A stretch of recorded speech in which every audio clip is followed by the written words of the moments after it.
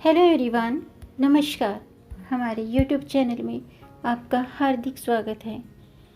दोस्तों, जन्माष्टमी का पर्व भगवान श्री कृष्ण के जन्मोत्सव का पर्व है। यह त्यौहार हर साल भाद्रपद माह के कृष्ण पक्ष की अष्टमी तिथि को मनाया जाता है। प्राचीन कथाओं के अनुसार श्री कृष्ण जी का जन्म मथुरा नगरी में भाद्रपद कृष्ण पक्ष की अष्टमी तिथि के दिन हुआ था। इस दिन भगवान श्री कृष्ण की कृपा प्राप्त करने के लिए भक्त उपवास रखकर उनकी पूजा अर्चना करते हैं और खुशियां मनाते हैं।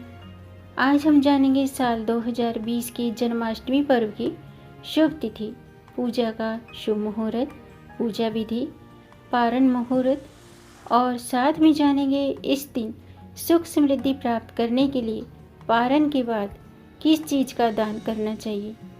तो वीडियो शुरू करने से पहले आपसे एक खास बात।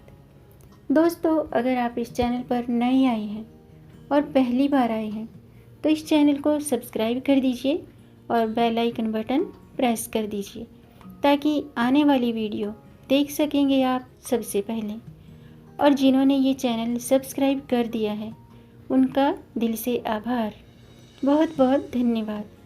दोस्तों, इसी तरह इस चैनल को अपना प्यार देते रहिएगा और वीडियो को अंत तक ज़रूर देखिएगा ताकि कोई भी जानकारी छूट न जाए। तो आइए शुरू करते हैं। दोस्तों, सावन पूर्णिमा के बाद भादों का महीना शुरू हो जाता है। भादों महीने में जन्माष्टमी का त्यौहार मनाया जाता है। जन्माष्टमी श्री कृष्ण के जन्म के उत्सव के रूप में मनाया जाता है। जन्माष्टमी तिथि को लेकर इस बार उलझन है कि जन्माष्टमी 11 को है या 12 अगस्त को है। 2 दिन मनाया जाएगा जन्माष्टमी का पर्व, क्योंकि हिंदू धर्म के अनुसार जन्माष्टमी भादों के कृष्ण पक्ष की अष्टमी तिथि को मनाया जाता है। इस बार जन्माष्टमी की तारीख को लेकर कई मत हैं। कुछ विद्वानों का कहना है कि जन्माष्टमी 11 अगस्त मंगलवार के दिन है, जबकि अन्य बुद्धिजीवियों का मत है कि जन्माष्टमी 12 अगस्त को है। हालांकि 12 अगस्त को जन्माष्टमी मनाना श्रेष्ठ है। मथुरा और द्वारका में 12 अगस्त को भगवान कृष्ण का जन्मोत्सव मनाया जाएगा। भगवान कृष्ण का जन्म अष्टमी तिथि को रोहिणी नक्षत्र में हुआ था। इस बार कृष्ण जन्म तिथि और नक्षत्र एक साथ नहीं मिल रहे हैं। 11 अगस्त को सुबह 9:07 के बाद अष्टमी तिथि का आरंभ होगा और जो 12 अगस्त को 11:17 तक रहेगी। वहीं रोहिणी नक्षत्र का आरंभ 13 अगस्त को सुबह 3:27 से 5:22 तक रहेगा। स्मार्त और वैष्णवों के विभिन्न मत होने के कारण तिथियां अलग अलग बताई जा रही हैं। श्री कृष्ण भक्त 2 प्रकार के होते हैं, स्मार्त और वैष्णव। स्मार्त भक्तों में वह भक्त हैं जो गृहस्थ जीवन में रहते हुए जिस प्रकार अन्य देवी देवताओं का पूजन व्रत स्मरण करते हैं, उसी प्रकार भगवान श्री कृष्ण का भी पूजन करते हैं। जबकि वैष्णवों में वो भक्त आते हैं जिन्होंने अपना जीवन भगवान श्री कृष्ण को अर्पित कर दिया है। वैष्णव श्री कृष्ण का पूजन भगवान की प्राप्ति के लिए किया जाता है। स्मार्त भक्तों का मानना है कि जिस दिन तिथि है उसी दिन जन्माष्टमी मनानी चाहिए। स्मार्तों के मुताबिक अष्टमी 11 अगस्त को है, जबकि वैष्णव भक्तों का कहना है कि जिस तिथि से सूर्योदय होता है पूरा दिन वही तिथि मानी जाती है। इस अनुसार अष्टमी तिथि में सूर्योदय 12 अगस्त को होगा। मथुरा और द्वारका में 12 अगस्त को जन्माष्टमी मनाई जाएगी, जबकि उज्जैन, जगन्नाथपुरी और काशी में 11 अगस्त को उत्सव मनाया जाएगा। अब जानते हैं जन्माष्टमी तिथि का शुभ मुहूर्त।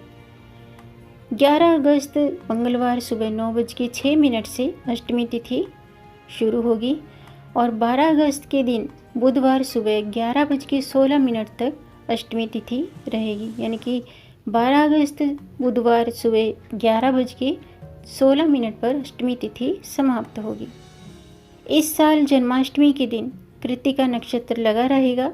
साथ ही चंद्रमा मेष राशि में और सूर्य कर्क राशि में रहेगा। कृत्तिका नक्षत्र में राशियों की इस ग्रह दशा के कारण वृद्धि योग बन रहा है। आचार्यों ने 12 अगस्त यानी वैष्णव जन्माष्टमी का जो दिन है वो शुभ समय बताया गया है। इसके अनुसार बुधवार की रात 12:05 से लेकर के 12:47 तक पूजा का शुभ समय है। मान्यताओं के अनुसार 43 मिनट के इस समय में पूजन करने से पूजा का फल 2 गुना मिलता है। यानी कि जन्माष्टमी का पर्व साल 2020 में 11 अगस्त और 12 अगस्त दोनों ही दिन मनाया जाएगा।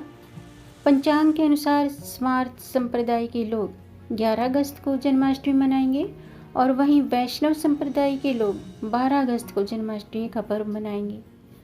अष्टमी तिथि शुरू होगी 11 अगस्त मंगलवार सुबह 9:06 पर और 12 अगस्त बुधवार सुबह 11:15 पर अष्टमी तिथि समाप्त होगी। निश्चित काल पूजा का समय होगा 11 अगस्त रात्रि के 12:10 से लेकर के 12:54 तक और पूजा की कुल अवधि होगी 44 मिनट की।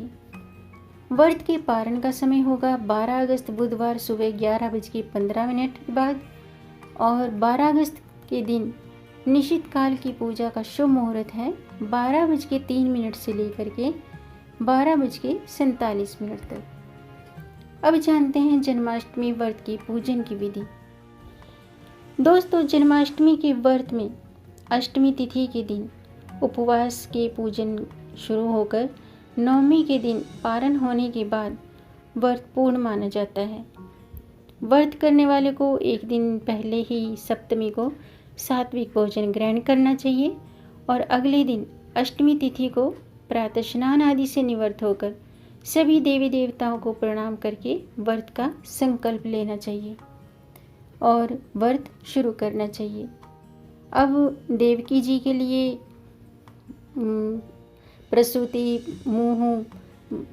प्रसूति गृह बनाएं और सुबह कलश स्थापित करें। साथ में वहाँ भगवान श्री कृष्ण जी के बाल स्वरूप की, जो भगवान श्री कृष्ण का बाल स्वरूप होता है, वो प्रतिमा स्थापित करनी है और उन्हें झूला झूलाएं और विधि पूर्वक पूजा करें। अब जानते हैं जन्माष्टमी व्रत के नियम।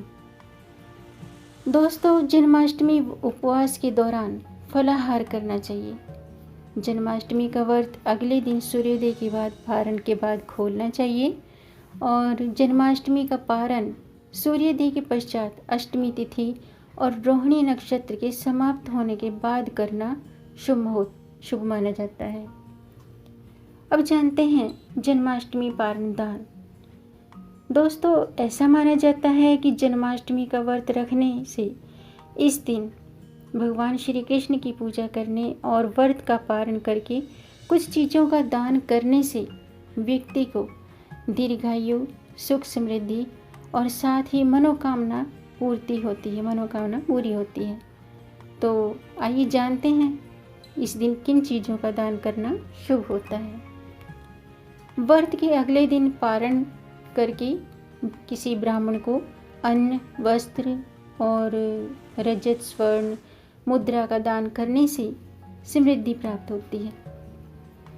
इसके अलावा इस दिन फल और अनाज ज़रूरतमंद लोगों को दान करने से सफलता की प्राप्ति होती है।